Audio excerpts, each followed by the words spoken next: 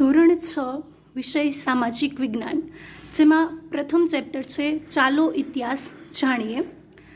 જોઈએ તો ભોજપત્ર વિશે એક વાત છે કે ભોજપત્ર એટલે હિમાલય પર્વત પરના જે ભુર્જ નામના વિશિષ્ટ વૃક્ષ છે એની પાતળી આંતરછાલ પર લખાતું લખાણ. શું છે તો કે ભોજપત્ર એટલે કહેવાયું છે કે હિમાલય પર્વત પર ભુર્જ નામના એક વિશિષ્ટ વૃક્ષ છે અને એની પાતળી જે આંતરછાલ છે એના ઉપર લખાણ થાય છે એને કહેવાય છે ભોજપત્ર. ત્યાર પછી છે તાડપત્ર. તો તાડપત્ર એટલે કે તાડ નામના જે વૃક્ષ છે એના પર્ણ ઉપર લખાયેલી હસ્તપ્રત. બરાબર છે, તાડ વૃક્ષનું પર્ણ છે અને એના ઉપર હસ્તપ્રત જે લખાયેલી છે, હાથ વડે લખાયેલી જે વસ્તુઓ છે તો એને કહેવાય તાડપત્ર. જ્યાં ભુર્જની આંતરછાલની સાચવણી હસ્તપ્રત સ્વરૂપે પ્રાચીન કાળમાં મંદિરો અને મઠોમાં સચવાયેલી રહેતી. પ્રાચીન સમયમાં લખવા માટે આ તાડપત્ર અને ભોજપત્ર છે એનો ઉપયોગ થતો હતો. ત્યાર પછી અભિલેખોની વાત કરીએ તો રાજાઓ છે એ પોતાની સિદ્ધિ કે આદેશ છે એ ધાતુ કે પથ્થર પર કોતરાવતા હતા. આવા ધાતુ કે પથ્થરના જે લેખો છે એને કહેવાય અભિલેખો, કે ધાતુ કે પથ્થર ઉપર લખે તો એને અભિલેખો કહેવાય. બરાબર છે. અભિલેખો પર અંકિત રાજવીઓની સિદ્ધિ, સંસ્કૃતિ, કર્મ, વિજય અને પ્રજા સાથેના સંવાદોનો ઉલ્લેખ પણ મળે છે. કે રાજા છે એને પોતાના જીવનકાળ દરમિયાન એને કઈ કઈ સિદ્ધિઓ મેળવી, એમના સમયમાં કેવી સંસ્કૃતિ હતી, કયા કયા એમને વિજયો છે, આ દરેક વસ્તુ એના ઉપર લખાવવામાં આવતી હતી. ત્યાર પછી જો વાત કરીએ તો તામ્રપત્ર. તામ્રપત્ર એટલે કે તાંબાના પતરા ઉપર કોતરીને લખાતું લખાણ એટલે શું કહેવાય છે? તામ્રપત્ર કહેવાય છે. ગુજરાતમાં મોટી સંખ્યામાં તામ્રપત્ર મળી આવ્યા છે, જેમાંથી રાજાના નામ, એમના વંશ, એમનો ધર્મ કયો હતો, વહીવટ કેવો ચાલતો અને દાન, એમને કરેલા જે દાન છે એ દરેકની વિગતો એમાં મળે છે. આવા તામ્રપત્ર છે એ કેટલીક સંસ્થાઓમાં સચવાયેલા છે, હાલ પણ હજી સચવાયેલા છે, જેના ઉપરથી આપણને અગાઉ આપણો ઇતિહાસ શું હતો, આપણા રાજાઓ કેવા હતા, એમણે કયો વંશમાં હતા, કયા ધર્મોને પાળતા હતા, આ દરેક વિગત એમાંથી મળી આવે છે. જોઈએ કે તામ્રપત્રને સંગ્રહ ધરાવતી જે સંસ્થાઓ છે એ કઈ કઈ છે, જેમાં હેમચંદ્રાચાર્ય લાઇબ્રેરી છે જે પાટણમાં આવેલી છે, મહાવીર જૈન આરાધના કેન્દ્ર છે જે ગાંધીનગર આવેલું છે, ભોજ જે અધ્યયન અને સંશોધન ગૃહ છે જે અમદાવાદ આવેલું છે, એલડી ઇન્સ્ટિટ્યૂટ ઓફ ઇન્ડોલોજી છે એ પણ અમદાવાદ આવેલું છે, અને ગુજરાત વિદ્યાપીઠ આદિવાસી સંગ્રહાલય જે પણ અમદાવાદમાં આવેલું છે. તો આ દરેક જે સંસ્થાઓ છે એમને આ તામ્રપત્રને સંગ્રહ કરેલો છે.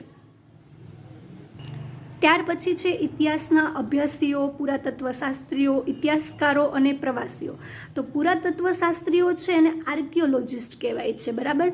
જેઓ શું કરે તો કે પ્રાચીન સ્થળો પર જાય, એનું ઉત્ખનન કરે, સંશોધન કરે અને માહિતી આપે કે પ્રાચીન સમયમાં કેવી કેવી વસ્તુઓ હતી, શું હતું, એ દરેક વસ્તુનું આપણને ઇન્ફોર્મેશન આપે, એટલે એને આર્કિયોલોજિસ્ટ કહેવાય છે.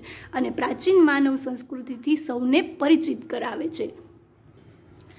વિદેશી પ્રવાસીઓના પ્રવાસ વર્ણનોથી જે તે દેશ છે એના ઇતિહાસ અને સંસ્કૃતિની માહિતી મળે છે. દાખલા તરીકે મેગેસ્થનીસ, પ્લિની, ફાયાન, યુએન સ્વાંગ જેવા પ્રવાસીઓની પ્રવાસ નોંધો તત્કાલીન સમયના ઇતિહાસને જાણવાનું મહત્ત્વનું સાધન છે.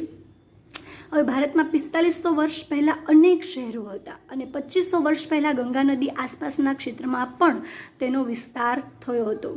હવે ભારત છે એનું નામકરણ કેવી રીતે થયું, કે ભારત શબ્દ કેવી રીતે આપણી પાસે આવ્યો, તો એ જોઈએ આપણે કે ઇન્ડિયા શબ્દ છે, પહેલાં તો આપણે ભારત છે ને આપણે ઇન્ડિયા તરીકે ઓળખીએ છીએ. તો ઇન્ડિયા શબ્દ ક્યાંથી આવ્યો, તો કે ઇન્ડસ ઉપરથી ઉતરી આવ્યો છે. હવે સંસ્કૃતમાં એને સિંધુ કહેવાય છે. શું કહેવાય છે? સિંધુ. પ્રાચીન ગ્રીક અને ઈરાની પ્રજા 2500 વર્ષ પહેલાં આ નદીઓના સંપર્કમાં આવી હતી. જે સિંધુ નદી છે એના જે સંપર્કમાં ગ્રીક અને જે ઈરાની પ્રજા હતી એ 2500 વર્ષ પહેલાં સંપર્કમાં આવી. હવે ઈરાનીઓ છે ને એ સિંધુ નદીને શું કહેતા? હિન્ડોસ, અને ગ્રીક હતા એને શું કહેતા? ઇન્ડસ કહેતા. જે ઈરાનીઓ છે એને હિન્ડોસ કહેતા અને ગ્રીક લોકો એને ઇન્ડસ કહેતા. બરાબર. માટે નદીના પૂર્વ કાંઠાને ઇન્ડિયા નામ મળ્યું. જો કે ઋગ્વેદમાં રાજા ભરત ઉપરથી આપણે એને ભારત તરીકેની ઓળખ આપીએ છીએ. તો જે આ ઈરાનીઓ અને ગ્રીકો છે એને હિન્ડોસ અને ઇન્ડસ કહેતા, એ ઉપરથી ઇન્ડિયા કહેવામાં આવે છે, અને ભરત રાજા છે એના ઉપરથી ભારત કહેવાય છે. આગળ આપણે સાલવારીની જો વાત કરીએ તો ઈસુ ખ્રિસ્ત છે એમના જન્મને કાળગણના સાથે જોડીને ઈસવીસન એટલે કે ઈસુના જન્મ પછીના વર્ષો, એ જ રીતે ઈસવીસન પૂર્વે એટલે કે ઈસુના જન્મ પહેલાંના વર્ષો તરીકે ઓળખવામાં આવે છે, દર્શાવવામાં આવે છે. આપણે કહીએ છીએ ઈસવીસનામ, તો એ કેવી રીતે? તો કે આ ઈસુ જે ભગવાન છે એમના જન્મ પછીની અને પહેલાંના વર્ષો એ પ્રમાણે ગણવામાં આવે છે. હવે વર્તમાન સમયે જો આપણે કહીએ તો કાળક્રમને સાલવારીમાં લખતી વખતે હાલ આપણે એડીને બદલે સીઈ લઈએ છીએ અને બીસી છે એને બદલે બીસીઈ લખીએ છીએ, બરાબર. જ્યાં સીઈ એટલે શું? કોમન ઇરા, સાધારણ યુગ, અને બીસીઈ એટલે શું? તો કે બિફોર કોમન ઇરા એટલે કે પૂર્વ સાધારણ યુગ. એટલે સીઈ અને બીસીઈ તરીકે લઈએ છીએ. ઘણીવાર આપણે બીપી એટલે કે બિફોર પ્રેઝન્ટ શબ્દનો પણ ઉપયોગ કરીએ છીએ. ખ્રિસ્તી ધર્મ છે એ વિશ્વના મોટા ભાગના રાષ્ટ્રો સાથે સંકળાયેલો છે. એટલા માટે રાષ્ટ્રોની આપણે જે અનેક રાષ્ટ્રોની જેમ આપણે પણ ભારત છે એમાં આપણે આ જ ઉપયોગ કરીએ છીએ. ઘણા બધા રાષ્ટ્રો સાથે આ જે ખ્રિસ્તી ધર્મ છે એ ઘણા બધા રાષ્ટ્રોમાં છે, એટલા માટે આપણે પણ છે એ ઈસવીસન એવી રીતે જ લઈએ છીએ. અહીંયા જો આપણે વાત કરીએ કે એડી એટલે શું? તો કે એન્નો ડોમિની, જ્યાં મૂળ ગ્રીક શબ્દ છે એનો અર્થ એવો થાય કે in the year of God એટલે કે ભગવાનના સમયનું વર્ષ, બરાબર. પહેલી સદી, બીજી સદી, ત્રીજી સદી, ચોથી સદી એવી રીતે. એટલે આ ઈસવીસન પૂર્વે અને આ ઈસવીસન પછી એમ. જ્યાં શિલાલેખ એટલે શું? તો કે પથ્થર કોતરીને જે લેખ લખાય એને કહેવાય શિલાલેખ. શિલા એટલે પથ્થર, અને એક મિલેનિયમ જ્યાં શબ્દ આવે એટલે કે 1000 વર્ષનો સમયગાળો. હવે બીજી એક વસ્તુ છે કાર્બન ડેટિંગ પદ્ધતિ. તો કે પુરાતત્વીય છે એ અવશેષોનો સમય નક્કી કરવા માટે પદ્ધતિને રેડિયો કાર્બન ડેટિંગ વૈજ્ઞાનિક પદ્ધતિ કહેવાય છે. એમાં શું હોય? તો કે જેમાં રેડિયો એક્ટિવ સમસ્થાનિક છે કાર્બન C14, બરાબર, એનો ઉપયોગ કરવામાં આવે છે. અને આ કાર્બન ડેટિંગ પદ્ધતિની મદદથી જીવાશ્મી છે એની ઉંમર નક્કી કરી શકાય છે કે કેટલા વર્ષ પૂર્વેનું છે એની ઉંમર આપણે નક્કી કરી શકીએ છીએ, કે જે પણ વસ્તુ આપણને મળી છે કેટલા વર્ષ પૂર્વેની છે એ આ કાર્બન ડેટિંગ પદ્ધતિથી ખ્યાલ આવે છે. તો અહીંયા ચેપ્ટર 1 કમ્પ્લીટ થાય છે.